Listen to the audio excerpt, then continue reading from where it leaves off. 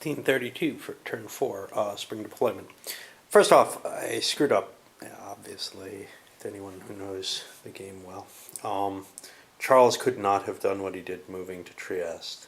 He was only allowed to go through one sea zone. I find these rules kind of a chore. They're not bad, but there are things that it's not clear to me to.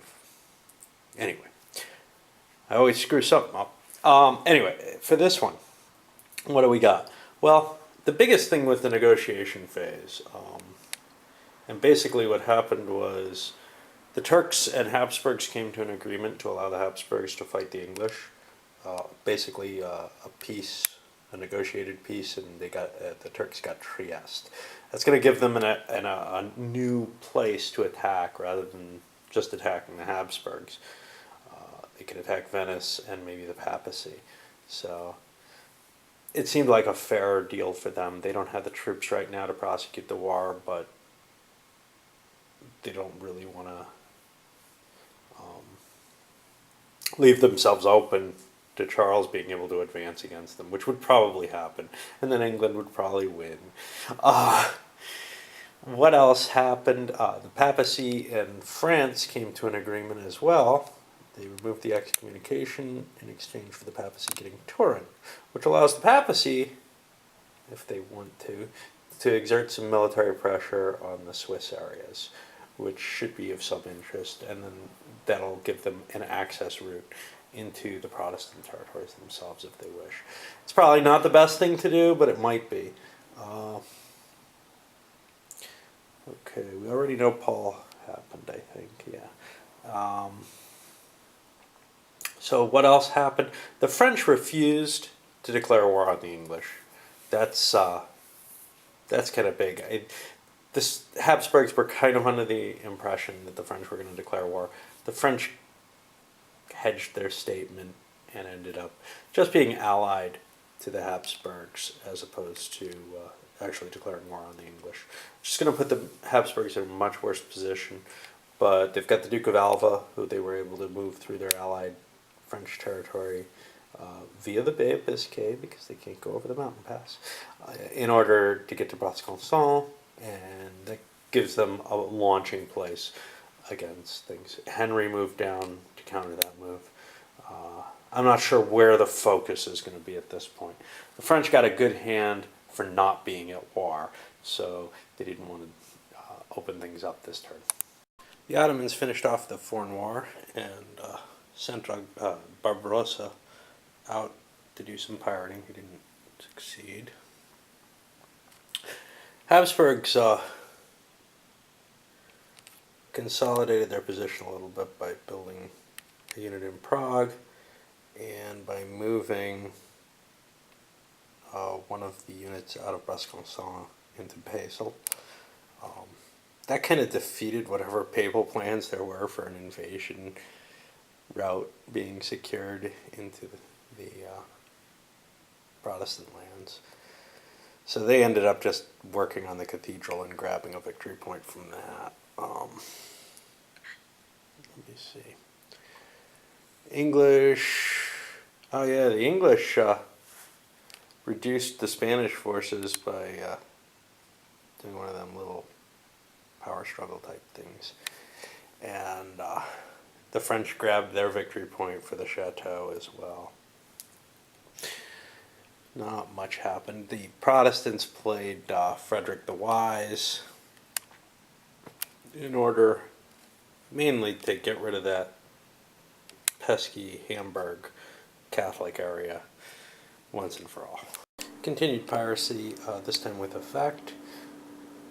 Charles charged into Metz, laid siege to it. Henry comes back and knocks him back.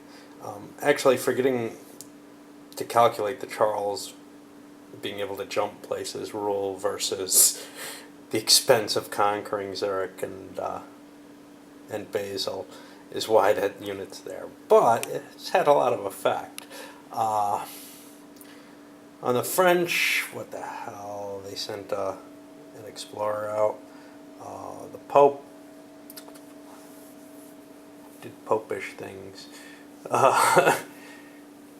Yeah, he converted a couple of areas down here near Charles using whoever Cantroni or Cantrani. And then the Habsburgs threw the Marlborough colloquy out, Marburg colloquy, which wasn't anywhere near as effective as one would hope. The only kind of interesting place is over here at Liege. They did manage to make a few. They got back the stuff that they lost to the book burning, but that's about it.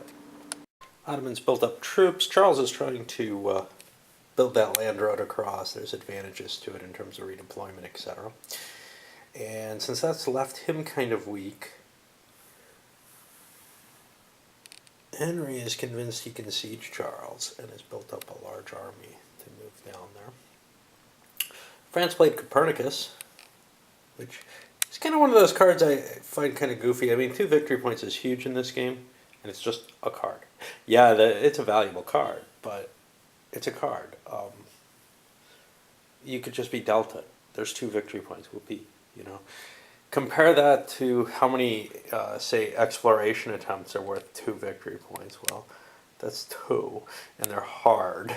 I'm not sure what the decision making there is. I also don't know how much historically it makes sense to give Copernicus more value than explorations that were very, very accepted in their time.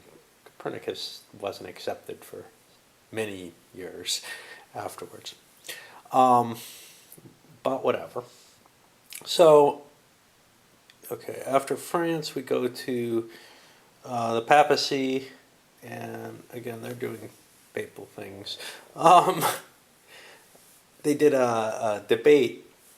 Eck picked on Karlstadt and had him burned at the stake, which caused Luther to pull the Augsburg Confession out of the discard pile with Here I Stand and play that. That's going to reduce the effects for the rest of this turn. Reminder up here of any debates and also any book burnings, I believe. Let's continue their troop buildup. John Zapolya gives them some Hungarian reinforcements. The English, wow, there's a lot to see here, but so they brought that big army down, and unfortunately it was all mercenaries, and Charles owned it, had been paying the men. Probably a danger to hiring men so close to the Netherlands before they're in revolt, right? But the battle went Henry's way, and Charles chose to retreat rather than into the fortifications, because losing Charles is a lot more important than losing Besançon. And so they set up a siege, and then let's see. France did nothing. The Pope called a debate. And this was who? This was, I think, Aleander. I'm not sure. It was Aleander against Oloftan. I'm not sure.